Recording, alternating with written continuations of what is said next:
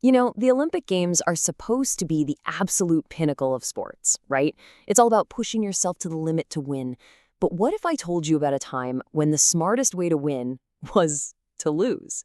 Yeah, this is the story of one of the weirdest scandals in Olympic history.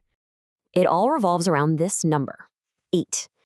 And we're not talking about just any athletes here. These were 8 of the best badminton players on the planet. I mean, the best of the best, from powerhouse countries like China, South Korea, and Indonesia. These were the teams everyone expected to see on the medal podium. And all 8 of them were kicked out of the London Olympics, just ejected. And the reason is just mind-boggling. They were caught trying to lose their matches, on purpose. Which, of course, brings us to the big question. Why on earth would anyone who's trained their entire life for this one moment deliberately throw a game on the world's biggest stage? Well, the answer isn't about bribes or corruption. It's about a loophole, a fatal flaw in the system. So, to really get this, we have to break down how the tournament was actually set up, because there was this huge flaw in the rules that created this really strange incentive for the players. Okay, so the whole thing kicked off with a round-robin group stage. You know, pretty standard stuff. They split the teams into groups. You play everybody once, and the top 2 teams from each group get to move on. Seems simple enough, right? So after the group stage, you get to the knockout round, and this is where the pressure is really on. It's single elimination. From this point forward, if you lose a match, that's it. You're done. Your dream of a gold medal is over. And here, this is where the whole thing just goes completely off the rails. You would think winning your group is the best thing you can do, right? Well, because of a quirk in how the knockout bracket was set up, it wasn't. For the top-seeded Chinese team, winning their last group match meant they'd likely have to play the other powerhouse Chinese team in the very next round. But if they lost that match on purpose, they would land on the other side of the bracket, get a way easier opponent, and pretty much guarantee that the 2 top teams wouldn't knock each other out before the finals. Suddenly, the math was clear. Losing was actually a better strategy than winning. So once the players and coaches figured this out, what happened on the court it got ugly. I mean, what does it actually look like when some of the world's best athletes are all trying to lose at the same time? It was a complete joke. You had players just serving the shuttlecock right into the net over and over again. They were hitting simple shots 10 feet out of bounds. The longest rally in one of the matches was a pathetic 4 shots. It was so obvious they weren't trying that it was actually insulting to watch. And the crowd, they knew exactly what was going on. And they were furious. They'd paid good money to see the highest level of competition, and instead, they were watching this farce.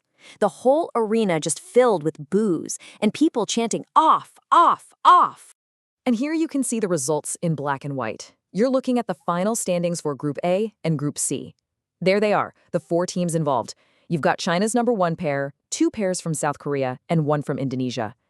And right next to their names, you see it, DQ, disqualified. The backlash was immediate, and it was severe. I mean, you can't just ignore a train wreck like that on an Olympic stage. The Badminton World Federation had no choice but to step in, and they had to do it fast. Even the tournament's own technical delegate basically came out and said it. He called the whole thing a shame and admitted it was completely against the spirit of the games. You know it's bad when the officials are publicly apologizing for what just happened. And this wasn't just some slap on the wrist. The players were formally charged under the sport's official rules for not using best efforts to win a match and for conduct that was detrimental to the sport. This was serious. And the consequences came down swift and hard.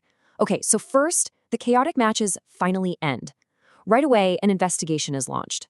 Then, boom, all 8 players are thrown out of the Olympics. The entire knockout bracket had to be redrawn, which gave a second chance to teams that had already been eliminated. And, most importantly, they made sure to change the rules so this could never, ever happen again. So, with 4 of the top-seeded teams gone, who actually ended up winning the medals? Well, the end of this tournament was just as bizarre as the middle of it. In what has to be one of the biggest twists of irony, the gold medals still went to a Chinese team. It was just the other top pair that wasn't part of the scandal. Japan took the silver, and get this, a Russian pair who had actually finished 3rd in their group and should have been eliminated ended up with the bronze medal. Can you imagine? You go from thinking your Olympic dream is over to standing on the podium. Ultimately, this whole mess leaves us with a really tricky question. Were these players just cleverly exploiting a flawed system to give their country the best shot at a medal? Or was it straight up sabotage of the sport itself? It forces you to wonder, in the quest for victory, where do we draw the line between brilliant strategy and something that just ruins the spirit of the game?